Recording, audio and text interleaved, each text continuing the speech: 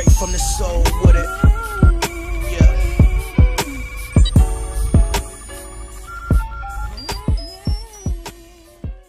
So I was listening to the Jorge Sedano podcast, and he had a special guest in studio, former NBA player Matt Barnes, and they spoke about an interview that Kobe Bryant did where he was asked about the failed Anthony Davis trade, and does he think that that can derail the Lakers franchise because the Lakers would have to deal the young guys. And basically Kobe explained to the interviewer exactly what I said months ago, and I got heavily criticized for it, that none of these young players are Anthony Davis, not Kuzma, not Brandon Ingram, not Lonzo Ball, and that AD is one of the best players in the world right now, and not just now, but historically. If you can get Anthony Davis, you go do it. So that is when Jorge Sedano explained how he agrees with Kobe, but says he actually feels sorry for the young Lakers players. So here's Jorge Sedano's exact quote. He says, "Look, I get it, and I am with him. I understand what he is saying, and I've been saying all summer, basically, through the summer, through the season. It didn't work out, but I just feel bad for these dudes, because it's like you grew up probably idolizing Kobe, probably idolizing LeBron, and they want to ship your A out." So that's when Matt Barnes poured more gasoline on by saying,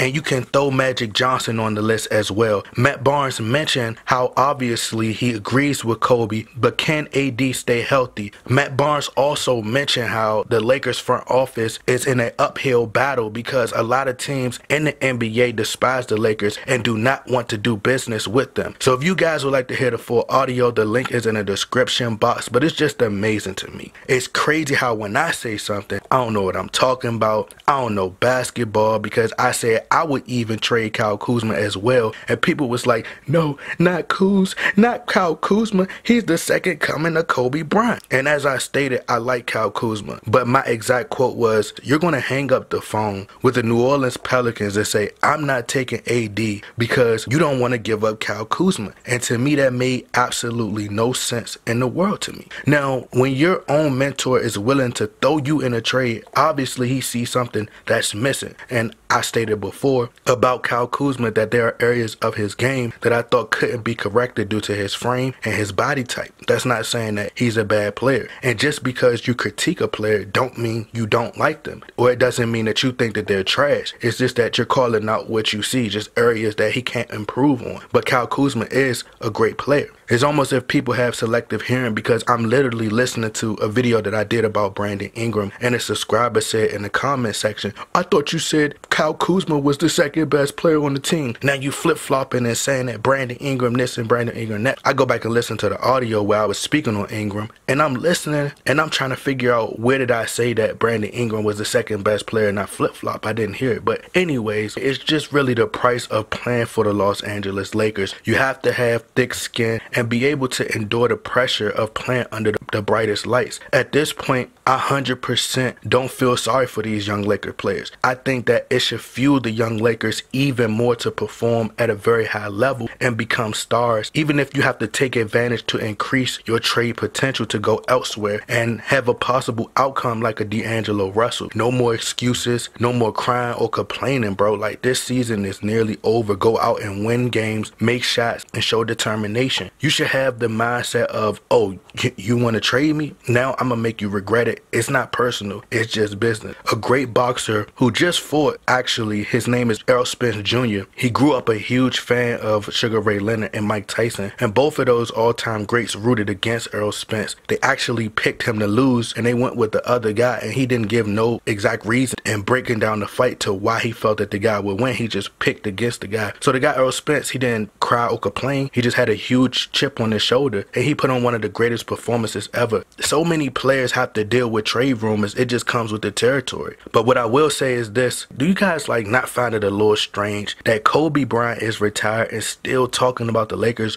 all the time? Like, just basketball, just always talking about basketball. He says he's done with basketball and he's removed from the game, but he's constantly doing interviews talking about basketball. He's on ESPN, major basketball platforms, and Kobe has a lot of power in his voice. When he says something, it draws a lot of attention. Michael Jordan is the owner of the Charlotte Hornets, and we barely see him doing interviews about what the team need to do and the decision making. Like, I know Kobe isn't the owner, but both MJ and Kobe voices hold a lot of weight, and they could sway opinions with their influence. MJ is handling business off the camera, but it seems like Kobe is constantly doing interviews, being a distraction basically, you know, talking about the Lakers. And Kobe's my favorite player, but I just gotta be honest. It's no different than what I've been saying this whole time, that I think that Kobe is secretly calling the shots behind the scenes for the Lakers through Rob Pelinka. And I still feel in my gut he attempted, or he wants to come back in some way. I still feel that way. I felt like he was going to do it this season, but if they acquire Anthony Davis, I think this roster was secretly constructed by Kobe for a comeback. I think he speaks on the Lakers too much. Kareem Abdul-Jabbar has books. He's come out with books, but we rarely see him come out and do a lot of interviews or really talk about the Lakers. He'll talk about it every now and then, but Kobe is constantly doing interviews about the Lakers, and his voice could be like a dark cloud around the Lakers. He keep talking about injuries and all this other stuff, but even if LeBron didn't get injured, or the players on the team got injured, Lonzo Ball, Rajon Rondo, I still believe we would have had the same outcome and the record would still be the same for the Lakers, because even when LeBron James was playing before the injuries, we lost to a lot of mediocre teams. I think Kobe has a lot of power in the franchise, and the more he talks proves for me that